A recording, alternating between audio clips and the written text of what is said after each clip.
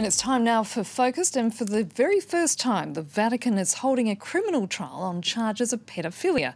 The case involving a former Vatican ambassador, in fact accused of sexually abusing boys while he served in the Dominican Republic. But does that trial finally show the Church's commitment to tackling the issue? France 24's Natalia Mendoza and Sarah Morris report from Rome.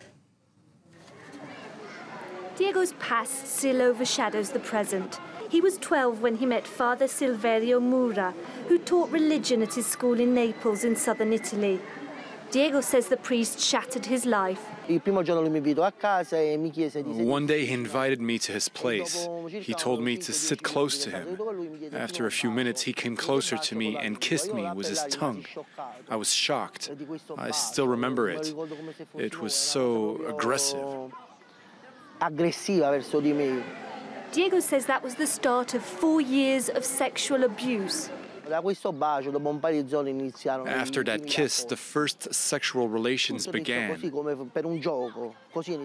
He presented it to me like a game. He said he was doing it because he really liked me, and I was under his control. He gave the orders, and I was his slave. For years, Diego told nobody about what went on, frightened and ashamed. Then in 2010, he decided to speak out. In his quest for justice, Diego wrote to the local bishop about the priest. Here are the letters I wrote to the bishop in Naples. This one is from May 25, 2010. I told him, I urgently need to be heard because the things I have to tell you are really serious. I hope you'll call me. This is urgent. Here's my phone number. Dozens of letters like this one went unanswered. The bishop kept Father Silverio in his post for 2 years after Diego's accusations. He was working at a primary school and had regular contact with children. We contacted the bishop's office in Naples, but it declined to comment on the case. After being ignored by the local church, Diego wrote to Pope Francis directly last year. Pope Francis is the only person who has given me any support, any explanations, because he understood the seriousness of what happened to me. A few days after sending his letter, he received this reply from the Pope, who ordered the opening of a church investigation. It was a victory for Diego, who was finally able to tell his story just a few weeks ago to investigators from the Vatican. The investigation is a clear sign of the Pope's determination to crack down on abuse in the Church. Since he was elected in March 2013, the Pope has sworn to stamp out child abuse by clergymen. He set up a Vatican commission of some 20 experts from across the world, which also includes former victims. They all report to this man, Cardinal Sean O'Malley, Archbishop of Boston, the right-hand man of the Pope in the battle against paedophilia. The history of inadequate responses and cover-ups. There were no policies or procedures in place when the abuse occurred, and responses were improvised, giving more attention to rehabilitating the perpetrator than to caring for the victim. Following the Cardinal's recommendations, Pope Francis took action. From now onwards, bishops who don't denounce priests under their charge accused of paedophilia can be tried for breaching their professional duties at a new court church. The Pope wants a harder, more effective line. That means introducing the responsibility of a boss, not just for what a boss does, but also for what he doesn't do. If they do nothing, they may also be held responsible for failing to take action.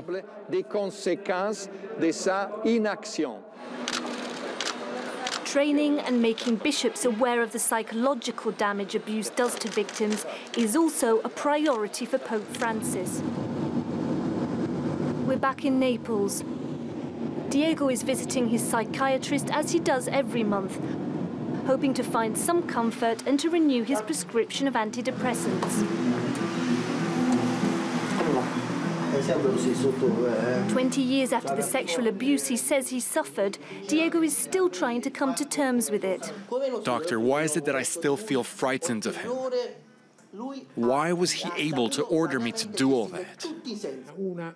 It's because of the deconstruction of the personality. When we are frightened, we lose control of our actions. Diego may very well have to receive psychiatric help for the rest of his life. He has an injury that will stay with him forever, and we've only been able to attenuate it partially.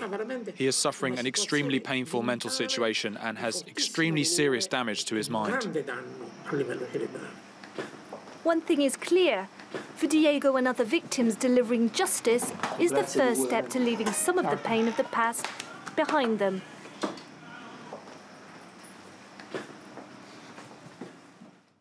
And that report from France 24's team in Rome. Now, for more on the story, I'm joined from London by Austin Iveve, an author who's written a book on Pope Francis and his reformist approach. Austin, thanks for being with us. The trial is being perceived by some as a test of the pontiff's commitment to tackling the issue and not turning a blind eye to the problem of child sexual abuse by members of the Church. Do you think the measures taken by the Pope will actually be effective?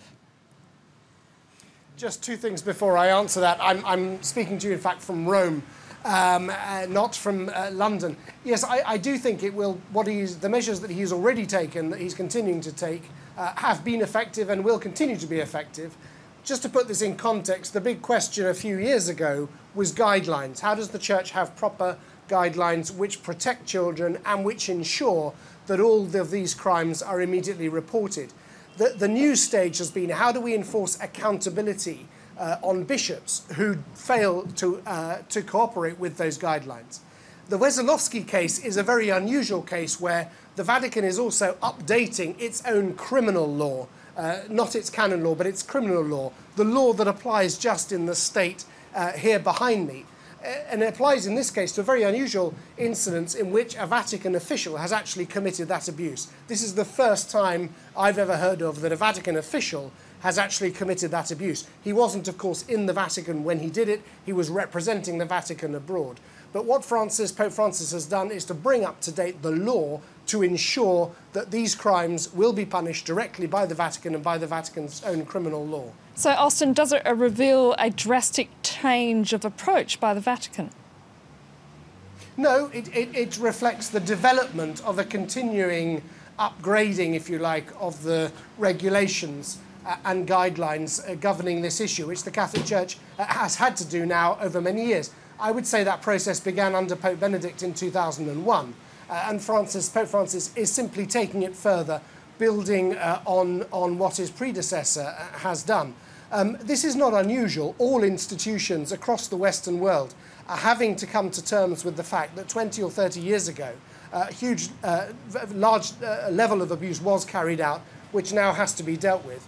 And they also have to bring up to date their own institutional guidelines to ensure that these crimes are always reported. And I think what Pope Francis wants is for the Catholic Church to be an example to other institutions, and particularly in the charitable and voluntary sector, of how we can best deal with this issue. So how different is his approach compared to that of his predecessors?